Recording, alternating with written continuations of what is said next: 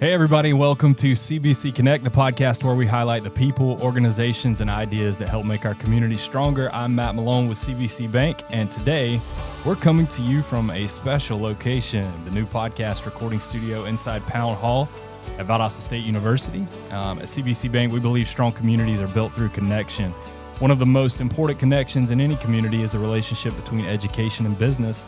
And that's why we're excited to spend some time today with Dr. Guclu Atinc. Hopefully I pronounced that correctly. That is correct. Awesome. Good to hear. Dr. Guclu Atinc is here with us today. He's the Dean of the Harley Langdale Jr. College of Business Administration at Valdosta State University. Dr. Atinc brings a unique perspective to higher education with professional experience spanning entrepreneurship, international trade, banking, business leadership. And as Dean, he's been a champion for innovation, experiential learning, and building meaningful partnerships between the university and business community. We're going to talk today about the impact VSU has on South Georgia, how the College of Business is preparing the next generation of leaders, the importance of entrepreneurship, and why so many VSU graduates continue making a difference right here in our region and in our community, including many members of the CBC Bank family, who I just happen to have one of those in here with us today. Mr. Andy Griffin, who's been on our podcast before, and he's joining us in studio today as well. Our goal with the CBC Connect podcast is to make connections with the community, and with Valdosta State University being such an influential part of this community and this region, we were super excited to have an opportunity to talk to Dr. Atinc today, and to do so in studio on campus made it even more special. So Dr. Atinc, first of all, welcome to the podcast. Thank you for welcoming us to the space. We appreciate it very much. Thank you for welcoming us to campus. We're excited to talk to you today. Thank you for being here. We are excited that you guys are here.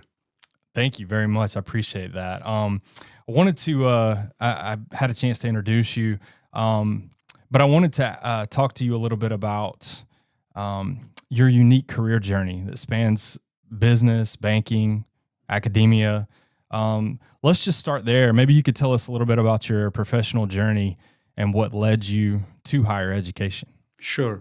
Once again, thank you for being here. We're actually in our J. Donald Lee Entrepreneurship Center. My journey, I've had a somewhat unusual journey. Before entering higher education, I worked in international trade, worked in our family firm. We had a construction firm. My dad is an engineer, and also worked as and bankers don't really like us, but as a senior internal auditor in banking industry. Oh, an auditor. Yes, before getting into academia. But those experiences allow me to see business from multiple perspectives, from all the way from entrepreneurship to corporate operations and financial services. Eventually, I discovered my passion was helping develop future business leaders. I recognize being an educator is something that I really like doing. That led me to pursue my doctorate in business administration, specifically in strategic management at Louisiana Tech University. And I began my career in higher education. Today, as the Dean of Harley Langdale Jr. College of Business Administration, I have the privilege of helping students prepare for meaningful careers while also supporting economic development throughout our region. Well, can you tell me what attracted you to Valdosta State University in this region? That's a good question for me to answer, so that I get an opportunity to, because I've been asked that question many times. Sure. This is my first time as a dean. Before that, I served as an associate dean, department head, full professor of management. And I had multiple interviews along the way, and this was one of my interviews. Initially, I wasn't sure if this was the place that I wanted to come. But when I came here, one thing I recognized, I had my interview here in Pound Hall, in the big auditorium upstairs. Mm-hmm. There were so many members of our community in there, and so many students. Faculty would be there because they're interested in knowing who would be their next boss. But, seeing students in there, seeing community members in there told me that South Georgia values partnerships, relationships, community service. Those align very closely with my own values. So, and now I know after 11 months being here. I know that I made the right decision because the support of our community to our college and VSU as a whole is tremendous, more than any other place I've been at. That is the big reason that I'm here. And how long have you been in this role that you're in now? So I started on July 15, 2025. Okay. So I am about to I completed my month number 11. So almost 1 year now. Oh, we got Ryan Warren joining us in studio as well. We were talking about alumni and graduates and different things like that. So we're just bringing them all in today from CBC. So that's exciting. But congratulations to him. Thank you very much. You got elected to a new board now. That's right. That's right. Just recently announced. Yes. Yeah, the GBA board member, newest GBA board, one of the newest GBA board members and chairman as well. So, thank you for sharing that with us about what led you to VSU. Can you talk a little bit about, when people think about Valdosta State and they think about this region and community service and just connection and all those kind of things, also when people think about Valdosta State, of course, they're going to think about education. But how do you describe VSU's role in our community and the impact? Sure. VSU is one of the most important institutions in South Georgia. And of course, we educate students, but we also contribute to workforce development, economic growth, community engagement, cultural enrichment. Thousands of our graduates live and work throughout the region. They become business leaders, teachers, healthcare professionals, entrepreneurs, public service who strengthen our communities. And we also, as a university, we help businesses develop talent. We work closely with our employers. CBC Bank is one of them. Sure. To understand what skills they need, and we prepare our students accordingly. We also support entrepreneurship. We are in the center that supports entrepreneurship, provide professional development opportunities, and serve as a resource for organizations across South Georgia and beyond. Well, tell us a little bit about the Harley Langdale Jr. College of Business.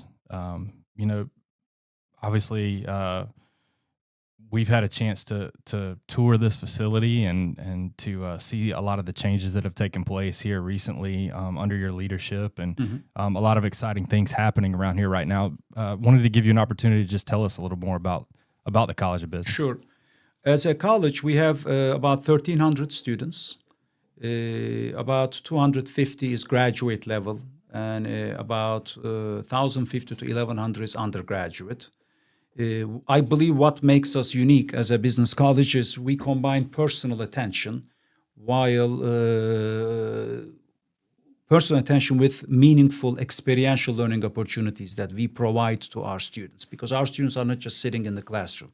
They are participating in internships, they manage investment portfolios, they compete in business competitions, they go study abroad trip. Our students came back 3 weeks ago, for example, our summer study abroad group, and they work directly with businesses. As a college, we have ASCSP accreditation. That is the highest level a business school can attain with regard to accreditation.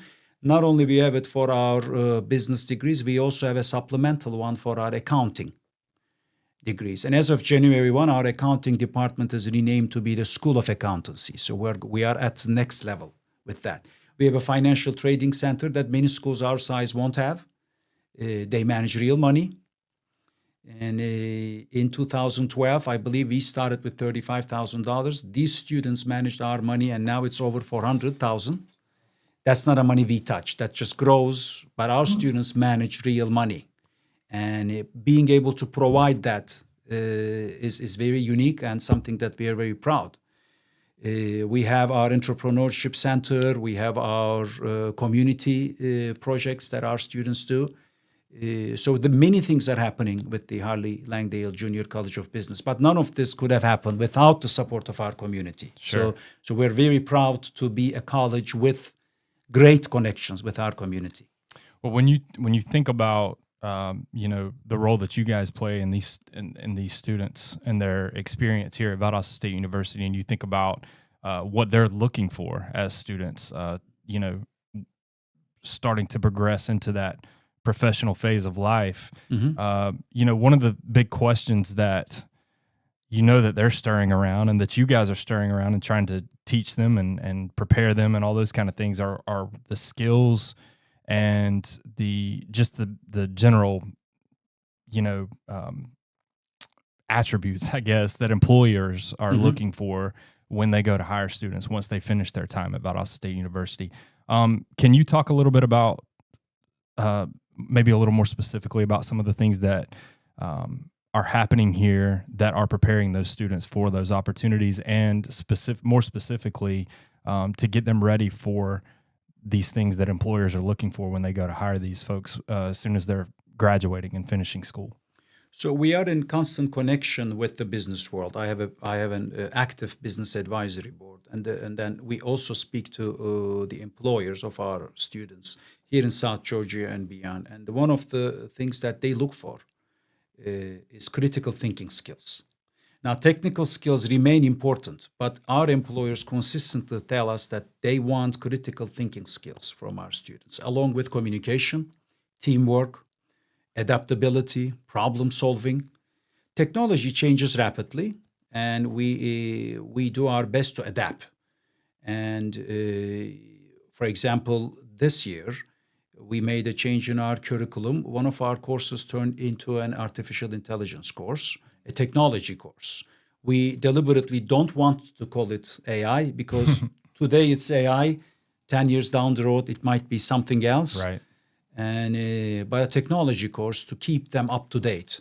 But along with them, we provide opportunities for them to sharpen their critical thinking skills, problem solving skills, communication skills. I have 12 clubs in my college, and we support each of them. And these students gather leadership qualities with these clubs, teamwork. They travel to multiple places with these clubs. We also support them for that. This also helps them with adaptability to new environments. Because at the end of the day, for any business students, the key to success, in my opinion, along with critical thinking skills, is adaptability. How can they adapt to change? That's why study abroad is important. That's why them traveling out of Valdosta is important. That is why us challenging them in the classroom is important. These are those real world yes. Yeah. And I tell to my students all the time, I'm also a professor, if you think your instructor is tough, wait until you meet your first boss. Because that's how the world is. Yep. Andy can attest to that, looking at Ryan over here in the other corner. Let's talk a little bit about entrepreneurship. A major focus for you. Obviously, we talked about that in the introduction. Why is that important? Why is entrepreneurial thinking important? Even for students who may not be looking to necessarily start a business, they're just looking to inject themselves into the business world. But still, there's an entrepreneurial level of thinking that needs to take place. Talk a little bit about that. Sure.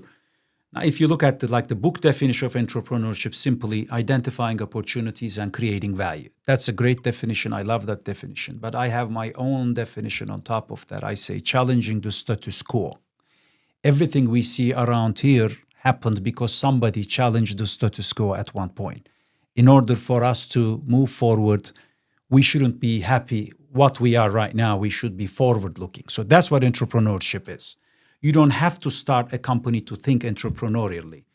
Every organization needs people who can solve problems, innovate, identify opportunities. That applies to the banking environment, that applies to the store around the corner. Those skills are valuable whether you work for a bank, a healthcare system, a not-for-profit, or your own business. So that is why the entrepreneurial mindset is very important. And it is the fundamental thing that the American way of doing business relies on, the entrepreneurial mindset. It has been one of the success factors of this country. And us as a business college, it is at the core of what we are doing. I love it. I'm getting fired up now. You're getting me fired up. Tell us about, you mentioned at the beginning, I mentioned we were here in Pound Hall, but more specifically, we're in the J. Donald Lee Entrepreneurship Center. Speaking of entrepreneurship, tell us about this center. Tell us about the development of this. I know when we were touring we had an opportunity to tour, which kind of led to us being here a couple of weeks ago. And Ryan and I were walking through, and he was reminiscing about his time here, you know, and he was also talking about how much things have changed, obviously. And this entrepreneurship center that we're sitting in right now is a big part of that change. Tell us a little bit about this and how it's being used. Sure. We're actually in the J. Donald Lee Entrepreneurship right now. And just like you, Entrepreneurship Center right now, just like you, when I go around, I just look, I wish I was a college student today, right? With all the things that are happening. Mm-hmm. And Mr. J. Donald Lee actually endowed this center, and it's named after him. And this center serves as a hub for innovation, entrepreneurship, community engagement. We support our students who want to start their own business, but we also support existing business owners and aspiring entrepreneurs throughout the region. We have meeting spaces. We have a podcast studio, which we are using right now. Mm-hmm. We have what we call a green room, where people can actually record professional videos. We have a social media room that social media postings can be recorded there. That room also has professional lights and photographic equipment in there. Our students can actually come there to get their headshots there, you know, professional headshots for their LinkedIn profile taken there as well. We have business plan competition that is part of this center. We award about $20,000 in monetary rewards each year to business plan winners. This year we had 37 applicants, and among them there were 8 finalists. And we actually have community members serving as judges. Some of these individuals are actually approached, not individuals, teams. Not only individuals, but also teams have been approached by investors who want to invest money in their business ideas. And we are proud, very proud with that. We also have a 3D printer right next door, where businesses can come. I'm saying businesses because a lot of people think this only is open to our students. Right. I am opening this to our community. Any member of our community can come here, use this facility free of charge. And because, as I mentioned before, entrepreneurship is at the center of what we are doing. And if a great business comes out of this center, we would be the most proud. And that's when we're going to ask that business, now come back to us, hire our students, support us. But in order for us to ask something from people, we need to give something to people, to our community. This center is a great tool, a facility that we have at our expense that we can use for our community. And when I meet with businesses, and even the high schools, I tell them we have this center here. Many of them don't know that it exists. Right. Hopefully, now more people will know. Absolutely. It's open to them. It's open 8 to 5 p.m. every day, 8 a.m. to 5 p.m. every day. We have student workers here. We have graduate assistants here who can help. They're more than welcome to come just to have a little tour. And I'll give them the tour personally myself, I promise. That's awesome. We'll even gift them one of the blazers that we actually make printer. With our 3D printer. Yeah, that's fantastic. I mean, folks who might not realize they have an opportunity, I know I know that there are young people all throughout the community that would love an opportunity to experience what it's like to use a 3D printer. And here here you are offering that to the community, and I think that's fantastic. Tell us about one of the things that maybe excites you most about just thinking forward here a little more. We've talked a lot about what's happening right now, but the future of the College of Business. What's one thing that gets you really excited to think about what's to come? You know, what you envision to happen, you know, maybe sooner, maybe later. I don't know. Just talk a little bit about the future. Great question. So this morning, right before I came here, I looked at our latest enrollment numbers. We have this analytics platform where we can actually look at point-to-point enrollment, like what was our enrollment 1 year ago today versus today. And we are up by 18%. And that is great. That actually excites me a lot, particularly in all of our degrees, but particularly in our graduate degrees, in our MBA. We have a significant upward trend. We're also in the process of developing a new graduate program in business intelligence and analytics, which I believe there is a need in the area. We have growing study abroad participation, experiential learning participation, more internships. We also have our accreditation cycle that is going to happen. It's every 6 years. And so next year will be our accreditation cycle, which means that we're going to be working even harder to get ready for that.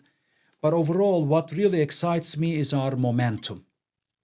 We are seeing strong enrollment growth, expanding partnerships, launching new programs, creating more opportunities for our students.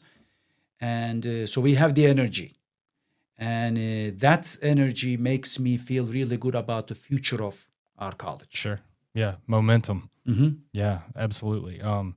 Thank you for sharing that with us. I wanted to, I think we're about done here, but I wanted to ask you or just talk to you a little bit about one thing that we're proud of at CBC is the number of VSU graduates who are part of our team. Ryan and I have sat there and talked about that quite a bit, about how many individuals we have at CBC Bank who graduated from Valdosta State. It's something that we take a lot of pride in. And, it's encouraging. I'm a graduate, these gentlemen are as well, and several others. And when we look around and we, we're proud of what's being built, and we're proud of the community, and we're proud of the success of CBC Bank and all those kind of things. But, one of the pieces of pride, I guess, in that process is knowing that we graduated here, in our home, in some of our hometowns, and where we're working now and where we're raising our families and things like that. And I wanted to ask you what it means to you when you hear about stories like that, where graduates stay in this region, they stay in this space, they stay in this area, and they build careers with organizations like CBC Bank, and they've had that kind of success. How does that make you feel when you see that kind of thing? It is extremely rewarding for us to see our students being successful business leaders and great members of our society. One of the greatest measures of success for any university is seeing its graduates making meaningful contributions in their communities. And when organizations like CBC Bank hire VSU graduates, it actually demonstrates the quality of our students and strengthens our entire region. One thing I always mention is sometimes schools think that their responsibility to the students ends when they graduate. My opinion that our responsibility to our students never ends. And you being proud of your degree from VSU, from Harley Langdale Jr. College of Business, can only happen if we actually make your degree more and more valuable. So better things need to happen here, and we need to do better in what we are doing for you to feel more proud about your degree. So it's going to continue. You're going to feel even more proud about your alma mater. And my job is to make sure of that as the dean of the college. That's amazing. I love that. I know that you've had plenty of opportunities to address your students directly, but maybe another opportunity here to reiterate, if you had with a platform to tell current students who are considering building their careers here in South Georgia, what message would you give those current students who are maybe even potential students, who would be considering giving their building their careers and not only getting their education but also building their careers right here in South Georgia? One simple message is you don't have to leave South Georgia to build an outstanding career. My students need to understand that. I've been visiting banks, I've been visiting, manufacturers in the area, service providers. Every time I walk in the door and speak to the managers there, they say, we need people. We need to hire your students. I've never been in an organization that didn't want to hire our students. So there are a lot of opportunities here that our students may not be aware of. The other good thing that I recognize is the support of this community. This is a great place to raise your family, to build your career, to build lifelong friends, to have fun. And there are a lot of things we can offer here in South Georgia, and they don't have to live here. Now, some of them might. That's okay. I mean, that's a personal choice. But those who are considering to be here, there are a lot of opportunities for them, more than they know. I can guarantee you. I receive every day, emails from business professionals like CBC Bank who wants to hire our students. Right. And they're saying, please find us good students. We want to hire them. We're looking to work with them. So there are a lot of opportunities here for them to take advantage of. I think it's great that you mentioned just the have fun part. Mm-hmm. I know during my time at VSU, both as a student and also, having some professional connections to Valdosta State in the past as well, a lot of times people will come into this community or they'll come to school here and they'll look around and think, man, I didn't realize it was like this, but they get in and they experience it and they realize that there's a lot more growth here than some people realize. Exactly. So yeah, I appreciate that. Dr. Atinc, I think we're done. I appreciate it very much. Thank you for your time. Thank you for sharing the space with us. It's awesome. It's really neat to see all of the technology that's being incorporated. You mentioned things like headshots and things like that from the marketing perspective, which is where I'm coming from. Those things are important, and those are things that can catch, students who are coming into the business world. It could catch them off guard if they're not prepared for those kind of things. And so the work you guys are doing here is fantastic. We're really proud of the growing connection that we're, establishing between CBC Bank and Valdosta State University. And we're looking forward to continuing to grow that. And again, I just want to thank you for your time and thank you for sharing all this with us today. Thank you. Thank you for being here. And thank you for your support to our college. Not only CBC Bank, but whoever is listening to this, we really appreciate your support to our college. And we're going to do even better things with your support.